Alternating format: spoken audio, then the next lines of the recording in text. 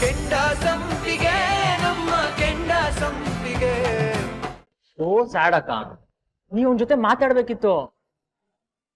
ನೀವ್ ಅವನ್ ಜೊತೆಲಿ ಅವನ್ ಕನ್ಸ್ಗಳನ್ನೂ ಸುಟ್ಟಾಕ್ಬಿಟ್ರಿ. ಹೌದು, ನನ್ ಪಾಪಿ. ನನ್ನ ತಮ್ಮನ ಮನ್ಸಿಗೆ ತುಂಬಾ ನೋವು ಕೊಟ್ಬಿಟ್ಟಿದ್ದೀನಿ. ಏನಕ್ಕ ನೀವು ಒಂದೇ ಒಂದ್ ಸಬ್ಜೆಕ್ಟ್ ಫೇಲ್ ಆಗಿದ್ದಕ್ಕೆ ಇಷ್ಟು ದೊಡ್ಡ ಶಿಕ್ಷಣ? ಯು ನೋ ವಾಟ್, ನಾನೇ ಎಕ್ಸಾಮಲ್ಲಿ ಫೇಲ್ ಆಗಿದ್ದೆ. ಅದು ಒಂದ್ ಸಬ್ಜೆಕ್ಟ್ ಅಲ್ಲ, ಎಲ್ಲ ಸಬ್ಜೆಕ್ಟ್ ಅಲ್ಲೂ. ಆಗ ಮಾಮ್ ಡ್ಯಾಡ್ ಪ್ರತಿಯೊಬ್ರು ಬೈದ್ರು, ಮನೆ ಬಿಟ್ಟು ಆಚೆ ಹಾಕ್ತೀನಿ ಅಂತಾನು ಹೇಳಿದ್ರು. ಅವಾಗ ಸಪೋರ್ಟ್ ಆಗಿ ನಿಂತಿದ್ ಯಾರು ಗೊತ್ತಾ? ನನ್ನ ಅಕ್ಕ.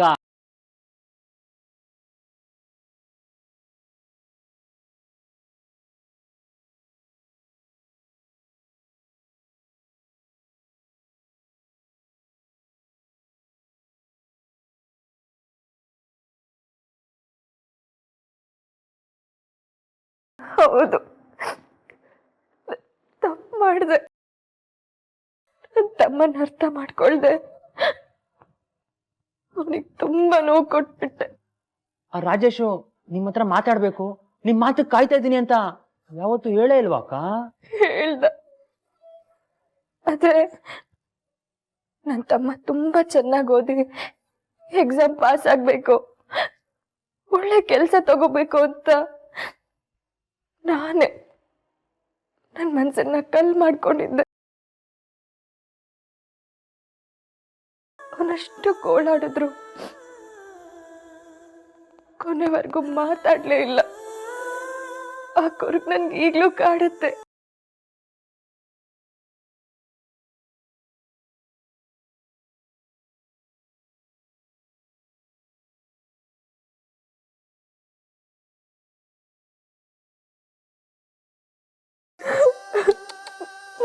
ಸೋ ಸ್ಯಾಡ್ ಅಕ್ಕ, ಸಮಾಧಾನ ಮಾಡ್ಕೊಳ್ಳಿ, ಅಳ್ಬೇಡಿ ಆಯ್ತಾ? ಇವತ್ತಿಗೆ ಸಾಕು, ನಾಳೆ ಪ್ರಶ್ನೆ ಕೇಳ್ತೀನಿ. ನಾನು ಕೇಳಿದ್ದೆಲ್ಲ ಪರ್ಸ್ನಲ್ ಆಗಿ ತಗೊಂಡು ಬೇಜಾರು ಮಾಡ್ಕೊಬೇಡಿ.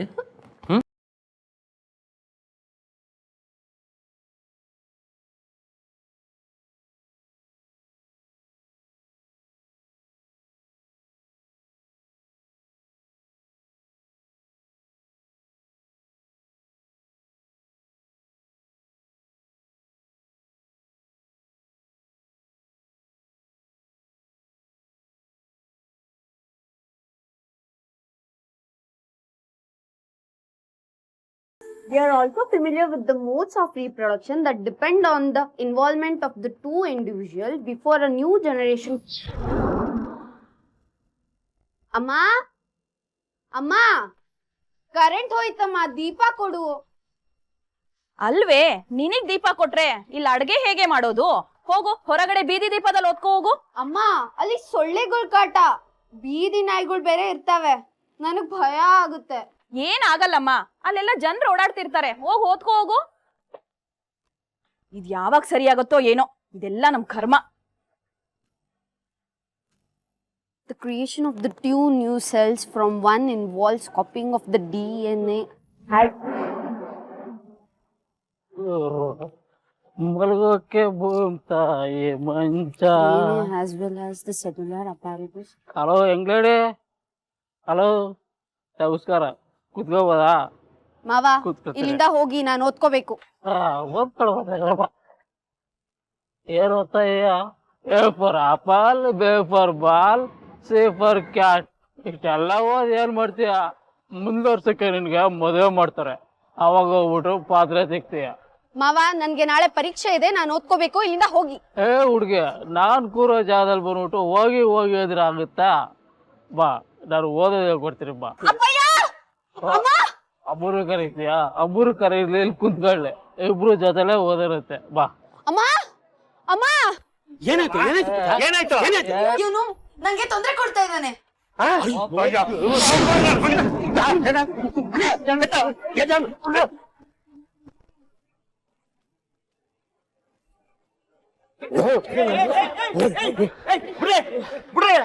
ಬಿಡು ಶಿವಣ್ಣ, ಶಿವಣ್ಣ ದೇವಪ್ಪ, ಯಾಕಯ್ಯ ಹಂಗ ಹೊಡಿತಿದಾರ ಅವನ್ನ? ಯಾರೇ ಅವನು? ಏನಾಯ್ತವ? ನೋಡ್ರಮ್ಮಣ್ಣ, ಮನೆ ಕರೆಂಟ್ ಇಲ್ಲ ಅಂತ ಈ ಮಗ ಬೀದಿ ದೀಪದಲ್ಲಿ ಹೋದಕ್ ಬಂದ್ರೆ ಈ ಜ್ಞಾನ ಬೇಡ, ಹೆಣ್ಮಗಳ ಗೌರವ ಇಲ್ಲ ನಿನಗೆ. ಆ ಸರಿ ಕಣಯ್ಯ, ಈ ಪಾರ್ಟಿ ಹೊಡ್ರೆ ಸತ್ಕಿತ್ತು ಹೋದ್ರೆ ಏನಯ್ಯ ಕತೆ? ಈ ಕಾಲೋನಿಗೆ ತೊಂದರೆ ಅಲ್ವನಯ್ಯ? ಏಯ್ ದರಿದ್ರದೋನೆ ಇಂಥ ಹೀನ್ ಕೆಟ್ಟ ಕೆಲಸ ಮಾಡೋದು. ಹೆದ್ರ ಮೇಲೆ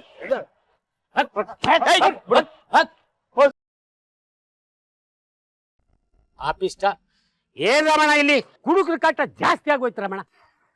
ಸಮಸ್ಯೆ ಇರೋದು ಇಲ್ಲಲ್ಲ, ಕರೆಂಟ್ ಇಂದು. ಬೇಕಾದಾಗ ಕರೆಂಟ್ ತೆಗೆದ್ ಬಿಡ್ತಾರೆ. ಶ್ರೀಮಂತರಿಗೆ ಏರಿಯಾಕ್ಕೆ 24 ಗಂಟೆ ಟೈಮ್ ಕೊಡ್ತಾರೆ. ಅದೇ ನಮ್ಮಂತ ಬಡವರ ಏರಿಯಾಕ್ಕೆ 3 ಗಂಟೆ ಕೊಡೋದೇ ಹೆಚ್ಚು. ಅದಕ್ಕೆ ಕಣಪ್ಪ, ನೆನ್ನೆ ಕರೆಂಟ್ ಆಫೀಸ್ಗೆ ಹೋಗಿ ಮಕ್ಳು ಪರೀಕ್ಷೆ ಟೈಮಲ್ಲಾರ ಕರೆಂಟ್ ತೆಗಿಬೇಡ್ರು ಅಂತ ಕೈ ಮುಗಿದು ಬೇಡ್ಕೊಂಬಂದಲ್ಲಪ್ಪ ನಾನು. ನಾವೆಲ್ಲರೂ ಹೋಗಿ ಹೇಳಿದ್ನೇ ಅವ್ರು ಕೇಳಲಿಲ್ಲ, ಇನ್ನ ನೀನು ಒಬ್ಬನೇ ಹೋಗಿ ಹೇಳಿದ್ರೆ ಅವ್ರು ಕೇಳ್ತಾರ? ರಮಣ, ನಮ್ ಸುಮ್ಮನೆ ಇದ್ದಿದ್ರೆ ಈ ತೊಂದರೆನೇ ಆಗ್ತಿಲ್ಲ ರಮಣ.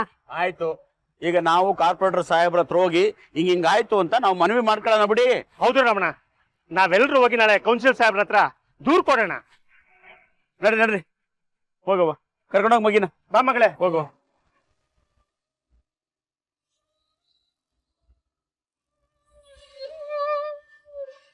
ಸಾರಿ ಸುಮ್ನವ್ರೆ. ಯಾಕೆ ಸಾಹೇಬ್ರೆ? ನಾನು ನಿಮ್ಮ ಹತ್ರ ಸೀರೆ ಇದೆಯೋ ಇಲ್ವೋ ಅಂತ ಯೋಚಿಸ್ದೆ, ಸೀರೆ ಹಾಕೊಂಡು ಬನ್ನಿ ಅಂತ ಒತ್ತಾಯ ಮಾಡ್ಬಿಟ್ಟೆ, ಕ್ಷಮಿಸ್ಬಿಡಿ. ನಾನು ಸೀರೆ ಹಾಕೊಂಡು ಬನ್ನಿ ಅಂದ್ರು ನೀವು ಹಾಗೆ ಸಿಂಪಲ್ ಬಟ್ಟೆಲಿ ಬಂದಾಗ ನಂಗೆ ಮಾತು ಕೇಳಲಿಲ್ಲ ಅಂತ ನಂಗೆ ಕೋಪ ಬಂದಿತ್ತು. ಆದರೆ ನೀವು ಕಾರಣ ಇಲ್ಲದೆ ಹಾಗೆ ಮಾಡಲ್ಲ ಅಂತ ನಂಗೆ ಚೆನ್ನಾಗಿ ಗೊತ್ತು. ನಿಜವಾದ ಕಾರಣ ಗೊತ್ತಾದಾಗ ನಾನು ನಿಮ್ಮಲ್ಲಿ ಸುಮ್ಮನೆ ಕೋಪ ಮಾಡ್ಕೊಂಡೆ ಅಂತ ಬೇಜಾರಾಗ್ತಾ ಇದೆ. ಸಾರಿ ಸುಮ್ನವ್ರೆ. ನೀವು ನಮ್ಮ ಮೇಲೆ, ನಮ್ಮ ಮನೆಯವ್ರ ಮೇಲೆ ಎಷ್ಟು ಪ್ರೀತಿ ಇಟ್ಕೊಂಡಿದ್ದೀರಾ. ಹಗಲು ರಾತ್ರಿ ಬರೀ ಅವ್ರ ಬಗ್ಗೆನೇ ಯೋಚನೆ ಮಾಡ್ತೀರಾ. ಆಫ್ಟರ್ ಆಲ್ ನಾನು ಇಷ್ಟು ಚಿಕ್ಕ ವಿಷಯಕ್ಕೆ ನಿಮ್ಮ ಮೇಲೆ ಕೋಪ ಮಾಡ್ಕೊಂಡೆ ಅಂತ ಬೇಜಾರಾಗ್ತದೆ. ಸಾಹೇಬ್ರೆ, ನೀವ್ ಯಾಕೆ ನನ್ನ ಹತ್ರ ಕ್ಷಮೆ ಕೇಳ್ತಿದ್ದೀರಾ? ನಿಮ್ಮನ್ ಕ್ಷಮಿಸೋಷ್ಟು ದೊಡ್ಡವಳಲ್ಲ ನಾನು. ನೀವು ಸೀರೆ ಬಗ್ಗೆ ಯೋಚನೆ ಮಾಡದೇ ಇರ್ಬೋದು, ಆದ್ರೆ ನನ್ನ ಬಗ್ಗೆ, ನನ್ನ ಮನೆಯವ್ರ ಬಗ್ಗೆ ಯೋಚನೆ ಮಾಡ್ತೀರಾ, ಕಾಳಜಿ ಮಾಡ್ತೀರಾ. ಅದ್ ಬಿಟ್ಟು ಬೇರೆ ಇನ್ನೇನ್ ಬೇಕು ನಂಗೆ? ಅದೆಲ್ಲ ನಂಗೆ ಗೊತ್ತಿಲ್ಲ ಸುಮ್ನವ್ರೆ. ನಾ ತಪ್ಪು ಮಾಡಿದ್ದೀನಿ, ಒಂದು ಶಿಕ್ಷೆ ಕೊಡಬೇಕು, ಇಲ್ಲಾಂದ್ರೆ ಕ್ಷಮಿಸಿದೀನಿ ಅಂತ ಹೇಳ್ಬೇಕು. ಯಾವ್ದು ಆಯ್ಕೆ ಮಾಡ್ಕೋತೀರಿ? ಸಾಹೇಬ್ರೆ, ನೀವ್ ಹೀಗೆಲ್ಲ ಮಾತಾಡಬೇಡಿ.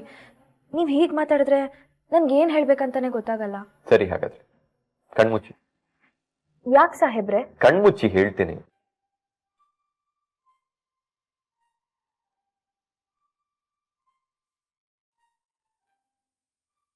ಸುಮ್ನವ್ರೆ, ಕೈ ಮುಂದೆ ಮಾಡಿ.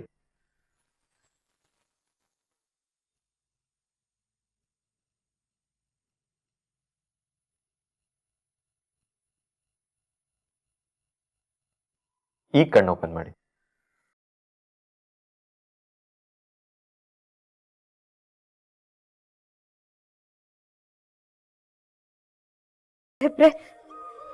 ಸೀರೆ ನಿಮ್ಗೋಸ್ಕರ ಕೊಡಿಸ್ತಾ ಇರೋ ಮೊದಲನೇ ಸೀರೆ. ನನಗೋಸ್ಕರನಾ? ಹೇಗಿದೆ?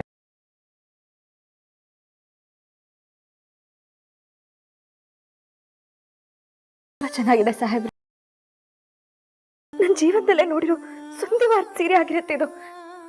ಯಾಕೆ ಹೇಳಿ, ನೀವ್ ನನಗೆ ಕೊಡ್ಸಿರೋ ಮೊದಲನೇ ಸೀರೆ ಇದು. ತುಂಬಾ ಖುಷಿ ಆಗ್ತಿದೆ ಸಾಹೇಬ್ರೆ. ಸಾರಿ, ನಂಗೆ ಸೀರೆಗಳ ಬಗ್ಗೆ ಅಷ್ಟು ನಾಲೆಜ್ ಇಲ್ಲ. ನಾನು ಇಲ್ಲಿ ತನಕ ಒಬ್ನೇ ಹೋಗಿ ಸೀರೆ ತಂದವನೇ ಇಲ್ಲ. ಅಮ್ಮಂಗೂ ಕೂಡ ನಿಮ್ಗೋಸ್ಕರ ಮೊದಲನೇ ಸರಿ ಹೋಗಿ ತಗೊಬಂದಿದ್ದೀನಿ.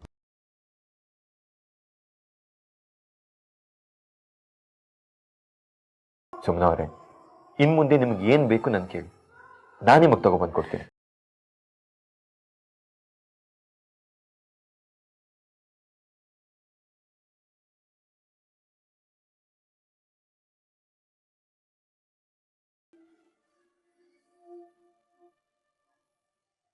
ಛೇ, ಇದಕ್ಕೆಲ್ಲ ಅಳ್ತಾರ ಸುಮ್ನವ್ರೆ? ನೀವ್ ಯಾವಾಗ್ಲೂ ನಗ್ತಾ ಇರ್ಬೇಕು.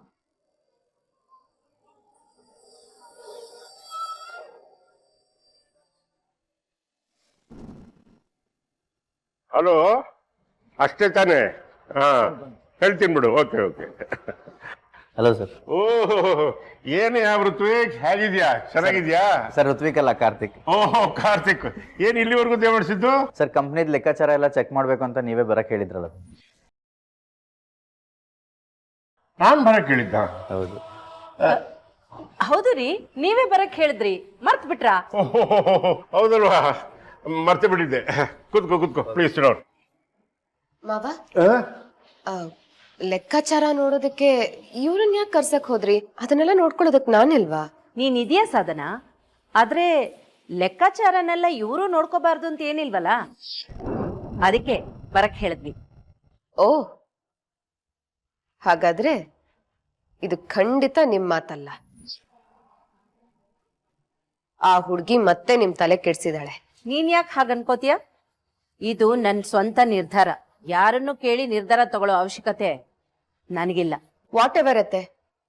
ಮಾವ, ನೀವ್ ಕಂಪನಿ ವಿಷಯಕ್ಕೆ ತಲೆ ಹಾಕಲ್ಲ ಅಂತ ಹೇಳಿದ್ದಕ್ಕೆ ತಾನೆ ನಾನ್ ಮತ್ತೆ ಕಂಪ್ನಿಗೆ ಹೋಗೋದಕ್ಕೆ ಒಪ್ಕೊಂಡಿದ್ದು. ಸಾಧನಾ, ವೃತಾ ನೀನ್ ಟೆನ್ಷನ್ ಮಾಡ್ಕೋಬೇಡ. ನಾನು ಕಂಪನಿಗೆ ಬರಲ್ಲ, ಆಫೀಸಿಗೆ ಬರಲ್ಲ ಅಂತ ಹೇಳಿದ್ದೇನೋ ಸತ್ಯ. ಆದ್ರೆ ಕಂಪನಿ ಲೆಕ್ಕಪತ್ರಗಳನ್ನು ನೋಡಲ್ಲ ಅಂತ ನಾನು ನಿನ್ಗೆ ಯಾವತ್ತೂ ಹೇಳಿಲ್ಲ. ಅಷ್ಟೇ ಅಲ್ಲಮ್ಮ, ಇದು ನಾನು ಕಷ್ಟಪಟ್ಟು ಬೆವರು ಸುರಿಸಿ ದುಡ್ದು ಕಟ್ಟಿದ ಕಂಪನಿ. ಇದರಲ್ಲಿ ಲಾಭ ಎಷ್ಟಾಗ್ತಾ ಇದೆ, ನಷ್ಟ ಹೆಂಗಾಗ್ತಾ ಇದೆ, ಆಫೀಸ್ ಪ್ರೋಸೆಸಿಂಗ್ ಹೆಂಗ್ ನಡೀತಾ ಇದೆ ಅಂತ ತಿಳ್ಕೊಳ್ಳೋದ್ರಲ್ಲಿ ತಪ್ಪೇನಿದೆ? ಅದೇ ರೀ, ನನಗೂ ಅರ್ಥನೇ ಆಗ್ತಾ ಇಲ್ಲ. ಲೆಕ್ಕಾಚಾರದ ವಿಷಯ ಬಂದ್ರೆ, ಬಿಸ್ನೆಸ್ ವಿಷಯ ಬಂದ್ರೆ ಸಾಧನ ಯಾಕೆ ಇಷ್ಟೊಂದು ಟೆನ್ಷನ್ ಮಾಡ್ಕೋತಾಳೆ? ನನಗಾಗ್ತಿರೋದು ಟೆನ್ಷನ್ ಅಲ್ಲ ಅತ್ತೆ. ನನಗ್ ಹೇಳ್ದೆ ಲೆಕ್ಕಪತ್ರಗಳನ್ನ ತರ್ಸಿದೀರಾ ಅಂತಂದ್ರೆ ನಿಮಗೆ ನನ್ ಮೇಲೆ ನಂಬಿಕೆ ಇಲ್ಲ ಅಂತಾಯ್ತು. ಹಾಗೇನಾದ್ರೂ ಇದ್ರೆ ಹೇಳಿ, ನಾನು ಇವತ್ತಿಂದಾನೇ ಆಫೀಸ್ಗೆ ಹೋಗೋದಿಲ್ಲ. ನಾನು ಆಟಕ್ಕುಂಟು ಲೆಕ್ಕಕ್ಕಿಲ್ಲ ಅನ್ನೋ ಕ್ಯಾಟಗರಿಗೆ ಬಿಲಾಂಗ್ ಆಗಲ್ಲ ಅತ್ತೆ. ಒಂದು ಸಲ ಜವಾಬ್ದಾರಿ ಅಂತ ತಗೊಂಡ್ಮೇಲೆ ಅದನ್ನ ಕರೆಕ್ಟ್ ಆಗಿ ನಿಭಾಯಿಸ್ತೀನಿ. ನಾನ್ ತಪ್ಪು ಮಾಡ್ತಿದ್ದೀನಿ ಅಂತ ನಿಮ್ ತಲೆಲೇನಾದ್ರೂ ಇದ್ರೆ ಇವ್ರು ಇಲ್ಲೇ ಇದಾರಲ್ಲ, ಕ್ರಾಸ್ ಚೆಕ್ ಮಾಡ್ಕೊಳ್ಳಿ. Carry on sir.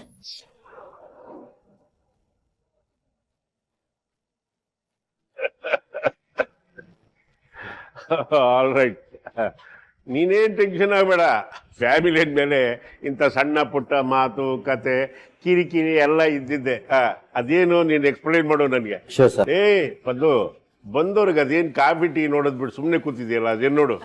ತರ್ತೀನಿ. ಓಕೆ ಸ್ವಲ್ಪ ಡೀಟೈಲ್ ಆಗಿ ಎಕ್ಸ್ಪ್ಲೈನ್ ಮಾಡಪ್ಪ. ಹಾಂ ಸರ್.